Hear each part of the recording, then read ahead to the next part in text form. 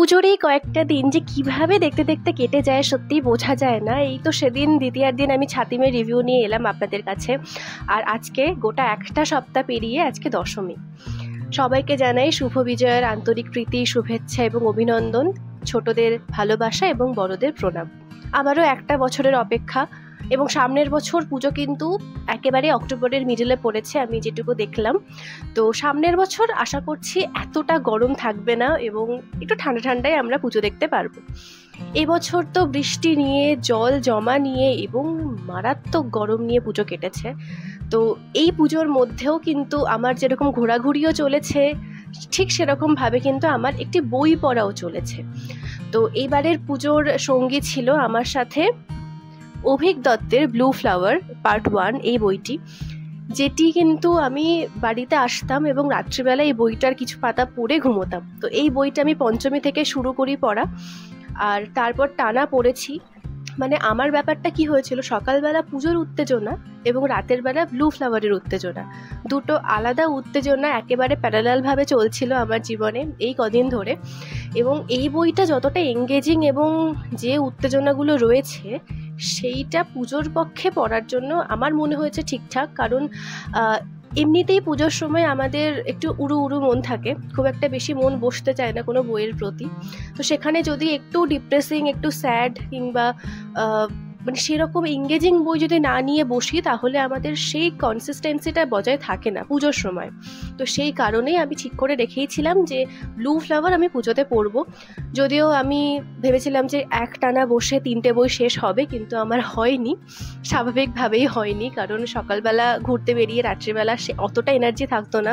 কিন্তু আমি প্রায় চেষ্টা করতাম 30-50 পাতা করে প্রত্যেক দিন পড়ার। এই বইটা প্রায় 250 পাতার মতো বই, এবং যা রয়েছে সেটা নিয়ে আমি একটা অন্য ভিডিওতে বলবো আপনাদের। তবে আজকে যে ভিডিওটা করতে বসেছি আমি, একেবারেই বিজয়া দশমীর ভিডিও বা পুজোর পরের ভিডিও। আমি ভেবেছিলাম যে এই ভিডিওতে আমি রিড র্যাপ আপ দেখাবো আমার সেপ্টেম্বরের পুরো, কিন্তু আমি মাসের শেষে দেখলাম যে আমার হার্ডলি 4-5টা বই শেষ হয়েছে এবং ভীষণই কম বই শেষ হয়েছে। তো সেই কারণে আমার মনে হলো যে একেবারে সেপ্টেম্বর আর অক্টোবরের মিলিয়ে আমি রিড র্যাপ আপ দেখাবো অক্টোবরের শেষে। আজকে আমি একটা সুন্দর বইয়ের রিভিউ নিয়ে এসেছি।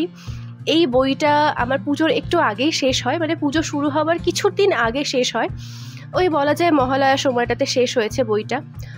আর এই বইটা পড়ে আমার ভীষণ ভালো লেগেছে, কারণ এই বইটা পড়ার পরেই কিন্তু আমি আমার ইনস্টা স্টোরিতে বলেছিলাম যে সরঞ্জিৎ চক্রবর্তীর সাথে সুবর্ণ বসুর একটা প্রচ্ছন্ন কম্পিটিশান চলে পাঠকের কাছে, এবং সেই কম্পিটিশানে অনেক ক্ষেত্রেই সুবর্ণ বসু এগিয়ে যায়, এবং অনেক ক্ষেত্রে সরঞ্জিৎ চক্রবর্তী এগিয়ে যায়।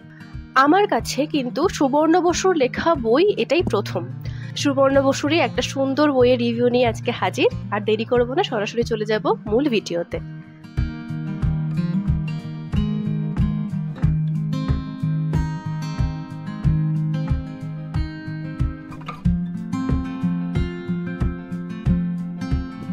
অগস্ট ছাড় মেলায় আমি যে কটা সুবর্ণ বসুর বই কিনেছি, যে 3টে বই কিনেছি, তার মধ্যে যে বইটি আমি পড়েছি সেটি হচ্ছে সুবর্ণ বসুর লেখা রেশম কীট। এই বইটি আনন্দ থেকে প্রকাশিত এবং বইটির মুদ্রিত মূল্য হচ্ছে 400 টাকা, যেটি আমি 30% ডিসকাউন্টে পাঠক নির্মল সাত্রার কাছ থেকে পেয়ে গেছিলাম। এবং এই বইটা ভীষণ মিষ্টি একটা প্রচ্ছদের বই, একদম পুরো বনেদি বাড়ি, মানে বাড়ির ছাদ দেখতে পাওয়া যাচ্ছে এবং একদম পুরোনো কলকাতা মনে হচ্ছে। আর সাথে রয়েছে একটি মেয়ে, একদম একটা রংচঙে একটা লাল শাড়ি পরে একটি মেয়ে দাঁড়িয়ে, এবং এটি হচ্ছে প্রচ্ছদ। বইটি খুব বেশি মোটা বই না, মোটামুটি ঠিকঠাক।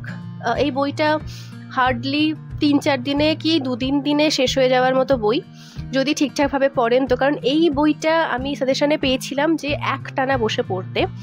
আমি একটানা বসে পড়তে পারিনি বিভিন্ন কারণে, কিন্তু আমার এই বইটা অল্প অল্প করে পড়তে পড়তে মোটামুটি প্রায় 4-5 দিনে শেষ হয়ে যায়। কিন্তু এই বইটা আমি ডেফিনেটলি যদি একটানা বসে পড়তাম, আমার 1 দিন কি 1.5 দিনে শেষ হয়ে যেত। তো এই বইটার যে নামকরণ রেশম কীট এবং এই বইটার যে সংক্ষিপ্ত বিবরণ সাথে পাঠ প্রতিক্রিয়া, সবটা মিলিয়ে আমি এক এক করে বলবো। তো প্রথমেই আসি গল্পের সংক্ষিপ্ত বিবরণে, যেখানে কিন্তু উড্ডয়ন পর্বের 5টা পর্ব রয়েছে, যে 5টা পর্বেই কিন্তু আমাদের গল্পের মূল নায়ক যে হচ্ছে একেবারেই কেন্দ্রবিন্দু, তার জীবন কাহিনী রয়েছে। এবং এই উপন্যাসটি শুরু হয়েছেই এমন এক সুন্দর মুখরোচক এবং এঙ্গেজিংভাবে যে আপনারা পড়তে পড়তে প্রথমের দিকটা বেশ একটা রম্যরস হাস্যকৌতুক জিনিসপত্র অ্যাড করে লেখক লিখেছেন, এবং ন্যারেটর তিনি হচ্ছেন আমাদের গল্পের হিরো। তো সে কিন্তু একেবারেই শুরু থেকে গল্পের হাল ধরে রেখেছেন এবং 3-4টে পর্ব পরে সে তার আত্মপ্রকাশ ঘটিয়েছে। এখানে যে মূল কেন্দ্রবিন্দু বা চরিত্রের যে মূল নায়ক, তার নাম হচ্ছে অনন্ত বিষ্ণু ঘোষ। তাকে নিয়ে এবং তার জীবনযাপনকে কেন্দ্র করে সে নিজেকে অ্যাজ আ রেশম কীট উল্লেখ করে কিন্তু পুরো উপন্যাসটি বর্ণনা করেছেন। শুরুর দিকে দেখতে পাওয়া যাচ্ছে যে অনন্ত বিষ্ণু এক এক করে তার পুরো সারাউন্ডিংসে যে কজন মানুষ রয়েছে তাকে কেন্দ্র করে তাদের প্রত্যেকের ছোট ছোট করে বিবরণ দিয়েছেন, কে কোন কাজ করে, কার সাথে তার কীরকম সম্পর্ক, এবং সে কিভাবে পুরো মানুষজনকে নিয়ে মিলেমিশে একসাথে থাকছে। এরপরে প্রত্যেকটা পর্ব যখন আপনারা আসবেন এবং প্রত্যেকটা পরিচ্ছেদের এক একটা মিষ্টি মতো নাম রয়েছে যেটা কিন্তু সেই পরিচ্ছেদটাকেই বর্ণনা করছে। তো সেই প্রত্যেকটা পরিচ্ছেদে কিন্তু আপনারা এক এক করে প্রত্যেকটা ক্যারেক্টার সম্পর্কে জানতে পারবেন। এখানে কিন্তু মিসেস করকে তুলে ধরা হয়েছে যে কিনা অনন্ত বিষ্ণুর বাড়ির মালকিন, এবং মিসেস কর কোনো না কোনোভাবে অনন্ত বিষ্ণুকে তার নিজের ছেলে হিসেবে, আইনতভাবে তার নিজের ছেলে হিসেবে পেতে চান, কিন্তু তিনি কোনো না কোনো কুণ্ঠাবোধের কারণে বলতে পারেন না।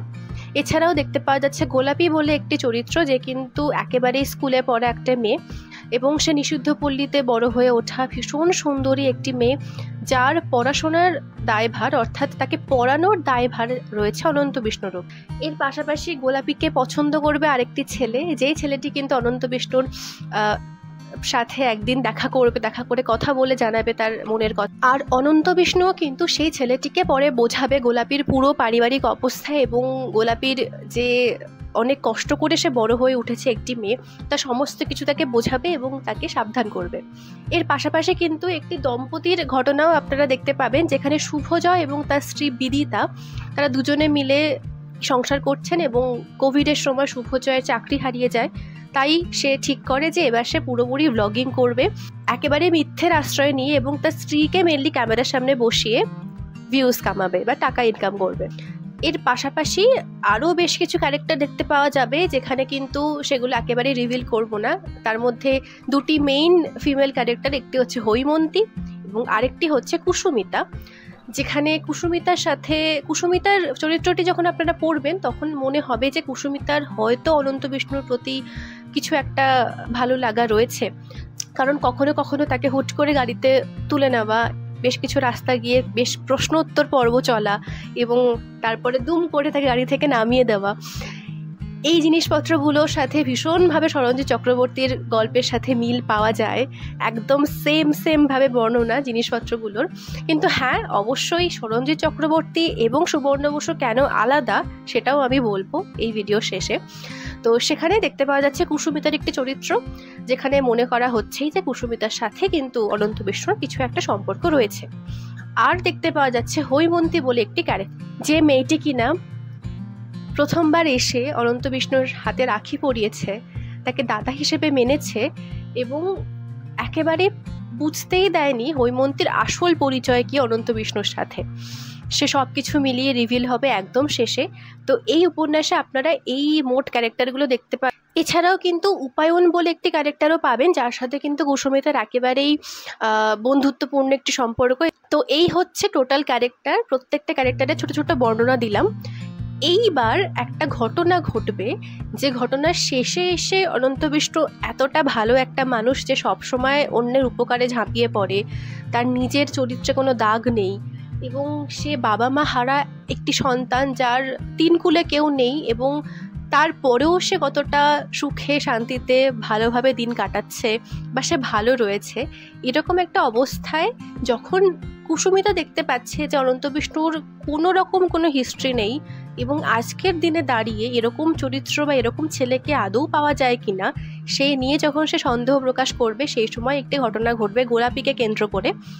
তারপরে যেটি হবে সেইটি কিন্তু আমি বলবো না, সেটা একেবারে শেষের একটা অন্যরকম চমক। এইবারে আসি গল্পের নামকরণ। রেশম কীট, অর্থাৎ যে কীট রেশম বনে এবং সে তার রেশমের সুতোয় জট পাকিয়ে সে জড়িয়ে যায়। সে নিজেও বুঝতে পারে না যে কখন সে জড়িয়ে পড়েছে সুতোর মধ্যে, এবং শেষে এসে সে কিন্তু সমস্ত কিছু ত্যাগ করে উড়ে যায়। অনন্ত বিষ্ণু হচ্ছে সেই রেশম কীট যে ভালোবাসা, দায়িত্ব, কর্তব্য এবং পুরো তার পারিপার্শ্বিক এলাকার যত মানুষজন রয়েছে, যত পার্শ্ব চরিত্র রয়েছে, সমস্ত কিছুর সাথে মানিয়ে গুছিয়ে নেওয়া একটি ছেলে, যে কোনো না কোনোভাবে চায় তার জীবনের যে স্ট্রাগল রয়েছে সেই স্ট্রাগলে যেন অন্য কোনো মানুষ জড়িয়ে না পড়ে। কারণ সে জানে যে তার যা সামর্থ্য, সে কোনোভাবেই কোনো সম্পর্কে যেতেও পারবে না, কোনোভাবেই তার জীবনে অন্য কেউ আসতেও পারবে না যে কোনো সম্পর্ক নিয়ে। সে সবসময় নিউট্রাল থাকতে চেয়েছে, সবাইকে উপকার করতে চেয়েছে এবং সে ভালো থাকতে চেয়েছে। কিন্তু শেষে এসে কিভাবে যে সে সমস্ত কিছুর বন্ধনে জড়িয়ে পড়বে এবং লাস্টে যে কিভাবে সে সমস্ত কিছু বন্ধন ফেলে রেখে উড়ে যাবে, সেটা নিয়েই হচ্ছে এই গল্প। এই গল্পের নামকরণ একেবারেই সার্থক, কারণ যেভাবে উনি লিখেছেন, বুনেছেন স্পেশালি গল্পটাকে, সেখানে দাঁড়িয়ে রেশম কীটটা একেবারে পারফেক্ট। তো এই হচ্ছে বইয়ের নামকরণ। এইবারে আসি পাঠ প্রতিক্রিয়ায় আমার কীরকম লেগেছে। আমার কীরকম লেগেছে সেটা জানতে হলে প্রথমেই যেটা উঠে আসবে সেটা হচ্ছে সরঞ্জিৎ চক্রবর্তী ভার্সেস সুবর্ণ বসু। আমি শুনেছিলাম যে সরঞ্জিৎ চক্রবর্তীর আদতেই কিন্তু সেই ধাঁচেই সুবর্ণ বসু লেখেন, এবং কিছু কিছু জায়গা পড়তে গিয়ে আমার মনে হচ্ছিল যে সরঞ্জিৎ চক্রবর্তীর লেখাতেও কিন্তু আমি একই রকম উপাদান পেয়েছি, কিন্তু সুবর্ণ বসুর লেখার স্টাইলটা অনেকটাই আলাদা। সরঞ্জিৎ চক্রবর্তীতে অনেক ক্যারেক্টার থাকে যেগুলো পড়তে পড়তে একটু গুলিয়ে যায়, এবং প্রত্যেকটা ক্যারেক্টার কিন্তু একেবারেই কি বলবো, মানে একদম পাশাপাশি বাড়ির মতো, একদম প্যারালালভাবে একসাথে চলে, এবং সেখানে ক্যারেক্টারের সংখ্যা কিন্তু কম করে হলেও আমরা 8-9টা পেয়েই যাই সরঞ্জিৎ চক্রবর্তীর গল্পে। সুবর্ণ বসুর গল্পের ক্যারেক্টারগুলো কিন্তু একটু দূরে দূরে বাড়ি। সরঞ্জিৎ চক্রবর্তী যদি সাউথ কলকাতার ফ্ল্যাট বাড়ির মতো পাশাপাশি হয়, সুবর্ণ বসু নর্থ কলকাতার বনেদি বাড়ির মতো।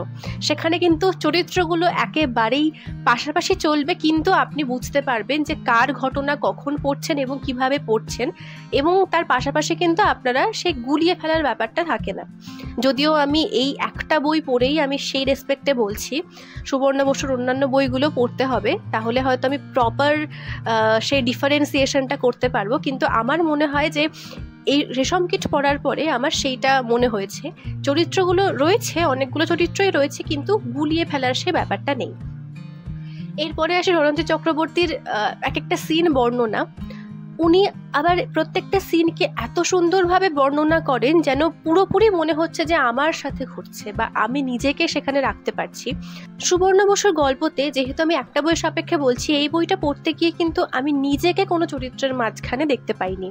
তবে প্রত্যেকটা ঘটনা, যে ঘটনাগুলো সুবর্ণ বসু ব্যাখ্যা করেছেন, সেগুলোও কিন্তু আবার আমার ভালো লেগেছে। হয়তো আমার সরঞ্জিৎ চক্রবর্তীর লেখার মতো দাগ কাটেনি, কিন্তু ভালো লেগেছে। আর শেষ পয়েন্ট সেটা হচ্ছে একটা পুরো ঘটনা, যে ঘটনাটা শুরু থেকে সরঞ্জিৎ চক্রবর্তীর উপন্যাসে, সে বড় হোক ছোট হোক যাই হোক, পুরো উপন্যাসটা জুড়েই কিন্তু একটা পুরো গোলভাবে একটা ঘটনাকে বর্ণনা করছেন। মানে যদি তার স্টার্টিং পয়েন্ট এটা হয়, এক একটা চরিত্র আসছে, তাদের সম্পর্ক বুনছে, তারা কিভাবে এগোচ্ছে, সমস্ত কিছু মিলিয়ে কিন্তু আবার সেই এন্ডিং পয়েন্টে এসে মেশে।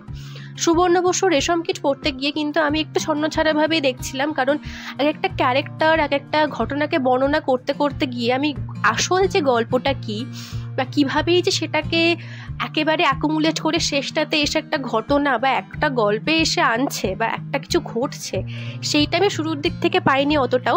শেষটাতে এসে কিন্তু আমি বুঝতে পেরেছি যে অ্যাকচুয়াল অনন্ত বিষ্ণুর জীবনে যে যা ঘটছে, যে যে চরিত্রগুলো আসছে, সেটা প্রত্যেকটাই কিন্তু এক একটা পর্ব ছিল, যে পর্বগুলো পেরিয়ে পেরিয়ে এসে সে একেবারে বাঁধনে আটকা পড়েছে, তারপরে সে সমস্ত বাঁধন পেরিয়ে উড়ে গিয়েছে।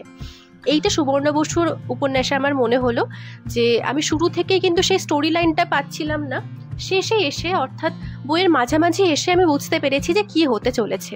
তবে হ্যাঁ, একেবারেই এই বইটা আমি পড়তে বলবো, কারণ রোমান্টিক গল্প অনেক রকমই পড়েছি, তবে একটা কথা ঠিক, যে সরঞ্জিৎ চক্রবর্তীর ভক্ত হওয়া সত্ত্বেও আমি সুবর্ণ বসু লেখাকে অবশ্যই পড়তে বলবো আপনাদের, কারণ এনার লেখায় যে আমেজ রয়েছে, যে স্টাইল রয়েছে, সেটা কিন্তু অনেকটাই আলাদা সরঞ্জিৎ চক্রবর্তীর কাছ থেকে। কারণ ডিফারেন্স তো বললামই, তবে হ্যাঁ আবারও আমি একটা বইয়ের সাপেক্ষে বলেছি, অবশ্যই আমাকে আরও অনেকগুলো বই পড়তে হবে। তবে দুজনের দুরকম স্টাইল রয়েছে এবং দুটো স্টাইলই কিন্তু আমার বেশ ভালো লেগেছে। তো এই হচ্ছে সুবর্ণ বসুর রেশম কিটের রিভিউ। অবশ্যই বইটা পড়ুন। এই বইটাকে আমি 5-এ 4 রেটিং দেবই, কারণ যেভাবে শুরু থেকে নিয়ে শেষ পর্যন্ত, স্পেশালি শুরুটা আমার এতটা সুন্দর লেগেছে। এত হিউমার অ্যাড করে অনন্ত বিষ্ণু নিজেই যে বর্ণনা করে চলেছে শুরু থেকে, এবং মাঝখানে তার যে নিজের আত্মপ্রকাশ, আর শেষটাতে তো একেবারে অন্যরকম একটা টুইস্ট, সমস্ত কিছু মিলিয়ে এত সুন্দর রয়েছে এখানে যে অবশ্যই আমি এটা আপনাদেরকে পড়তে সাজেস্ট করব। একদম হালকা ফুলকা একটা বই, যে কোনো সময় যে কোনো দিনে মন খারাপ থাকলে অবশ্যই এই বইটা পড়ে ফেলুন। এই ছিল আজকের বুক রিভিউ। কেমন লাগলো অবশ্যই বলবেন। যারা পড়েছেন তারা তো অবশ্যই আমাকে জানাবেন যে আপনাদের রেশম কিট কীরকম লেগেছে। সুবর্ণ বসুর সেকেন্ড বই আমার ইচ্ছে রয়েছে, এরপরে ছায়াপ্রহর বইটি পড়বো, তারপরে আমি হাতমক্ষ পড়বো। তো দেখা যাক আমার বাকি দুটো বই কীরকম লাগে। এছাড়াও যদি ওনার লেখা অন্যান্য কোনো বই আপনি সাজেস্ট করতে চান অবশ্যই আমাকে সাজেস্ট করতে পারেন। তো এই ছিল টোটাল বুক রিভিউ। এবার আসি একেবারে শেষটাতে, যে পুজো সবার কীরকম কেটেছে অবশ্যই আমাকে জানাবেন। অনেকের সাথেই কিন্তু আমার দেখা হয়ে গিয়েছিল রাস্তায় এবং ভীষণ ভালো লেগেছে আমার। তো তাদের কাছেও প্রশ্ন যে আপনারা পুজোতে কোন কোন বই পড়লেন এবং কি কি বই পড়লেন, আর গোটা পুজোতে সব থেকে বেস্ট প্যান্ডেল কোনটা লেগেছে আপনার। সমস্ত কিছুর জন্য কিন্তু আমি অপেক্ষায় বসে রইলাম। অবশ্যই কমেন্ট করে ফেলুন। নতুন নতুন বই পড়ুন। খুব শীঘ্রই আসছি সামনের সপ্তাহে নতুন কোনো বইয়ের রিভিউর ভিডিও নিয়ে। ততদিন পর্যন্ত ভালো থাকবেন, সুস্থ থাকবেন, ভালো ভালো বই পড়বেন আর সঙ্গে থাকবেন। সবাইকে আজকের মতো টাটা।